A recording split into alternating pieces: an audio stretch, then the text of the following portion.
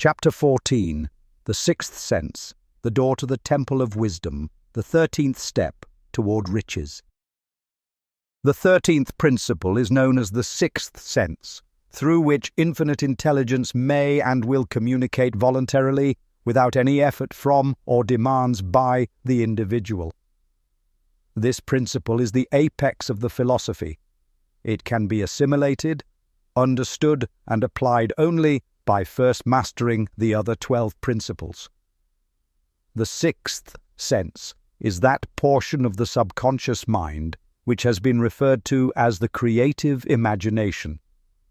It has also been referred to as the receiving set through which ideas, plans, and thoughts flash into the mind.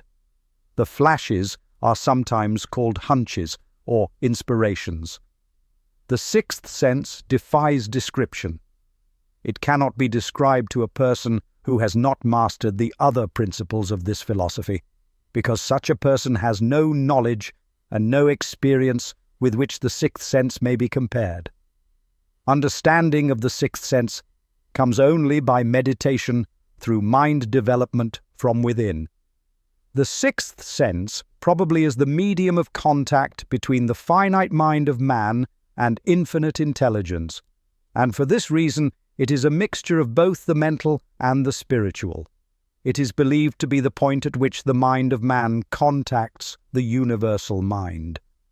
After you have mastered the principles described in this book, you will be prepared to accept as truth a statement which may, otherwise, be incredible to you, namely, through the aid of the sixth sense, you will be warned of impending dangers in time to avoid them, and notified of opportunities in time to embrace them. There comes to your aid and to do your bidding, with the development of the sixth sense, a guardian angel who will open to you at all times the door to the Temple of Wisdom. Whether or not this is a statement of truth you will never know except by following the instructions described in the pages of this book or some similar method of procedure. The author is not a believer in, nor an advocate of miracles, for the reason that he has enough knowledge of nature to understand that nature never deviates from her established laws. Some of her laws are so incomprehensible that they produce what appear to be miracles. The sixth sense comes as near to being a miracle as anything I have ever experienced, and it appears so only because I do not understand the method by which this principle is operated. This much the author does know, that there is a power, or a first cause, or an intelligence, which permeates every atom of matter and embraces every unit of energy perceptible to man, that this infinite intelligence converts acorns into oak trees, causes water to flow downhill in response to the law of gravity, follows night with day, and winter with summer, each maintaining its proper place and relationship to the other. This intelligence may, through the principles of this philosophy, be induced to aid in transmuting desires into concrete or material form. The author has this knowledge because he has experimented with it and has experienced it.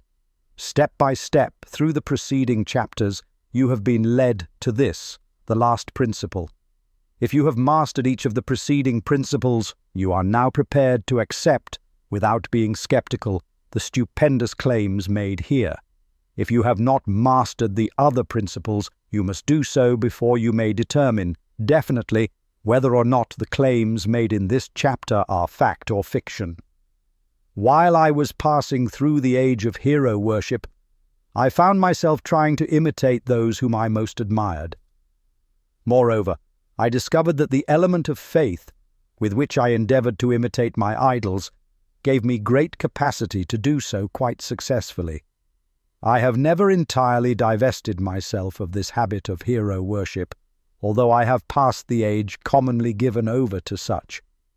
My experience has taught me that the next best thing to being truly great is to emulate the great by feeling and action as nearly as possible. Long before I had ever written a line for publication or endeavored to deliver a speech in public, I followed the habit of reshaping my own character by trying to imitate the 9 men whose lives and life works had been most impressive to me. These 9 men were Emerson, Paine, Edison, Darwin, Lincoln, Burbank, Napoleon, Ford, and Carnegie. Every night, over a long period of years, I held an imaginary council meeting with this group, whom I called my invisible counselors. The procedure was this. Just before going to sleep at night, I would shut my eyes and see, in my imagination, this group of men seated with me around my council table. Here, I had not only an opportunity to sit among those whom I considered to be great, but I actually dominated the group by serving as the chairman. I had a very definite purpose in indulging my imagination through these nightly meetings. My purpose was to rebuild my own character so it would represent a composite of the characters of my imaginary counselors. Realizing, as I did early in life, that I had to overcome the handicap of birth in an environment of ignorance and superstition, I deliberately assigned myself the task of voluntary rebirth through the method here described. Building character through autosuggestion. Being an earnest student of psychology, I knew, of course, that all men have become what they are because of their dominating thoughts and desires. I knew that every deeply seated desire has the effect of causing one to seek outward expression through which that desire may be transmuted into reality. I knew that self-suggestion is a powerful factor in building character, that it is, in fact, the sole principle through which character is builded. With this knowledge of the principles of mind operation, I was fairly well armed with the equipment needed in rebuilding my character. In these imaginary council meetings, I called on my cabinet members for the knowledge I wished each to contribute, addressing myself to each member in audible words, as follows. Mr. Emerson, I desire to acquire from you the marvelous understanding of nature which distinguished your life. I ask that you make an impress upon my subconscious mind of whatever qualities you possessed, which enabled you to understand and adapt yourself to the laws of nature. I ask that you assist me in reaching and drawing upon whatever sources of knowledge are available to this end. Mr. Burbank, I request that you pass on to me the knowledge which enabled you to so harmonize the laws of nature that you caused the cactus to shed its thorns and become an edible food. Give me access to the knowledge which enabled you to make 2 blades of grass grow where but 1 grew before, and helped you to blend the coloring of the flowers with more splendor and harmony, for you alone have successfully gilded the lily. Napoleon, I desire to acquire from you, by emulation, the marvelous ability you possess to inspire men and to arouse them to greater and more determined spirit of action.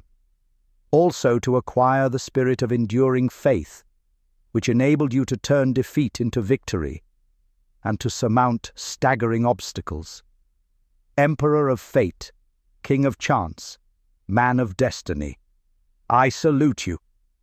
Mr. Paine, I desire to acquire from you the freedom of thought and the courage and clarity with which to express convictions which so distinguished you. Mr. Darwin, I wish to acquire from you the marvelous patience and ability to study cause and effect without bias or prejudice, so exemplified by you in the field of natural science. Mr. Lincoln, I desire to build into my own character the keen sense of justice, the untiring spirit of patience, the sense of humor, the human understanding, and the tolerance, which were your distinguishing characteristics. Mr. Carnegie, I am already indebted to you for my choice of a life work, which has brought me great happiness and peace of mind. I wish to acquire a thorough understanding of the principles of organized effort, which you use so effectively in the building of a great industrial enterprise. Mr. Ford, you have been among the most helpful of the men who have supplied much of the material essential to my work. I wish to acquire your spirit of persistence, the determination, poise, and self-confidence which have enabled you to master poverty, organize, unify, and simplify human effort, so I may help others to follow in your footsteps. Mr. Edison, I have seated you nearest to me, at my right, because of the personal cooperation you have given me during my research into the causes of success and failure.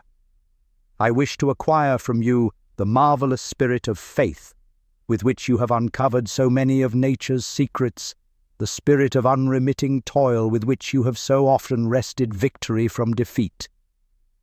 My method of addressing the members of the imaginary cabinet would vary according to the traits of character in which I was, for the moment, most interested in acquiring. I studied the records of their lives with painstaking care. After some months of this nightly procedure, I was astounded by the discovery that these imaginary figures became, apparently, real. Each of these 9 men developed individual characteristics, which surprised me. For example, Lincoln developed the habit of always being late, then walking around in solemn parade. When he came, he walked very slowly, with his hands clasped behind him, and once in a while he would stop as he passed and rest his hand momentarily upon my shoulder. He always wore an expression of seriousness upon his face. Rarely did I see him smile. The cares of a sundered nation made him grave. That was not true of the others. Burbank and Payne often indulged in witty repartee, which seemed at times to shock the other members of the cabinet.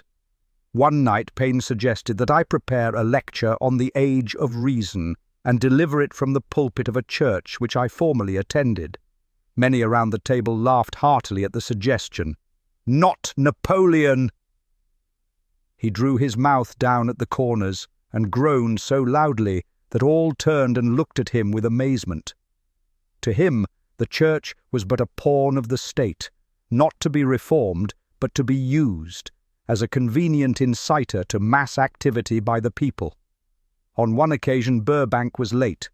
When he came, he was excited with enthusiasm and explained that he had been late because of an experiment he was making, through which he hoped to be able to grow apples on any sort of tree. Payne chided him by reminding him that it was an apple which started all the trouble between man and woman.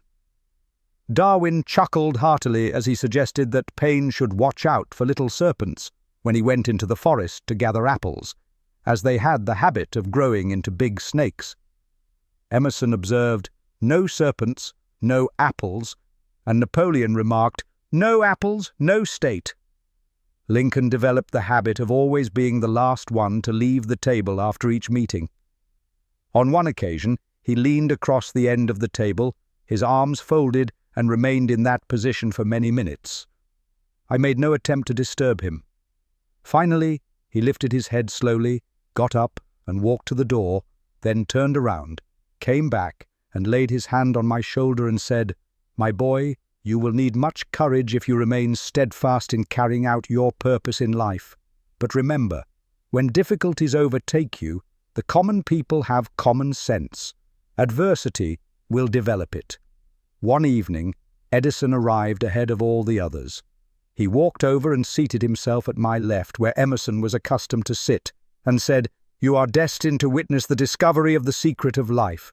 When the time comes, you will observe that life consists of great swarms of energy or entities, each as intelligent as human beings think themselves to be. These units of life group together like hives of bees and remain together until they disintegrate through lack of harmony. These units have differences of opinion, the same as human beings, and often fight among themselves. These meetings which you are conducting will be very helpful to you. They will bring to your rescue some of the same units of life which served the members of your cabinet during their lives. These units are eternal. They never die. Your own thoughts and desires serve as the magnet which attracts units of life from the great ocean of life out there. Only the friendly units are attracted, the ones which harmonize with the nature of your desires. The other members of the cabinet began to enter the room. Edison got up and slowly walked around to his own seat. Edison was still living when this happened. It impressed me so greatly that I went to see him and told him about the experience. He smiled broadly and said, "Your dream was more a reality than you may imagine it to have been. He added no further explanation to his statement. These meetings became so realistic that I became fearful of their consequences and discontinued them for several months. The experiences were so uncanny, I was afraid if I continued them I would lose sight of the fact that the meetings were purely experiences of my imagination. Some 6 months after I had discontinued the practice, I was awakened one night, or thought I was, when I saw Lincoln standing at my bedside. He said, "The world will soon need your services. It is about to undergo a period of chaos, which will cause men and women to lose faith and become panic-stricken. Go ahead with your work and complete your philosophy. That is your mission in life. If you neglect it, for any cause whatsoever, you will be reduced to a primal state and be compelled to retrace the cycles through which you have passed during thousands of years." I was unable to tell the following morning whether I had dreamed this or had actually been awake, and I have never since found out which it was, but I do know that the dream, if it were a dream, was so vivid in my mind the next day that I resumed my meetings the following night. At our next meeting, the members of my cabinet all filed into the room together and stood at their accustomed places at the council table, while Lincoln raised a glass and said, "Gentlemen, let us drink a toast to a friend who has returned to the fold." After that, I began to add new members to my cabinet. Until now it consists of more than 50, among them Christ, St. Paul, Galileo, Copernicus, Aristotle, Plato, Socrates, Homer, Voltaire, Bruno, Spinoza, Drummond, Kant, Schopenhauer, Newton, Confucius, Elbert Hubbard, Bran, Ingersoll, Wilson, and William James. This is the first time that I have had the courage to mention this.